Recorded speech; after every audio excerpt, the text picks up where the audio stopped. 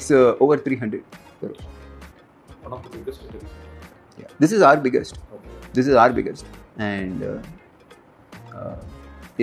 it'll also be one of our most profitable. Friends, recent interview ஒன்ல GOAT படத்தோட producer Kalpathi Suresh sir GOAT பத்தி பேசியிருக்கார். அவர் அந்த இன்டர்வியூல கோட் படத்தோட பட்ஜெட் 300 crores மேல போயிருக்கிறதா சொல்லியிருந்தார். அதோட AGS என்டர்டைன்மெண்ட் ப்ரொடியூஸ் பண்ண மூவிஸ்லயே கோட் படத்தோட பட்ஜெட் தான் ரொம்ப அதிகமானதையும் ரிவீல் பண்ணியிருந்தார். கோட் படத்தோட பட்ஜெட் அதிகமா இருக்கிறதுக்கு என்ன ரீசன் எல்லாருக்கும் தெரிஞ்சிருக்கும். கோட் மூவி தளபதியோட வளமையான ஜோனர்ல இருந்து வேறுபட்ட ஒரு டெக்னாலஜி பேஸ் பண்ண மூவியா உருவாயிட்டு இருக்கு.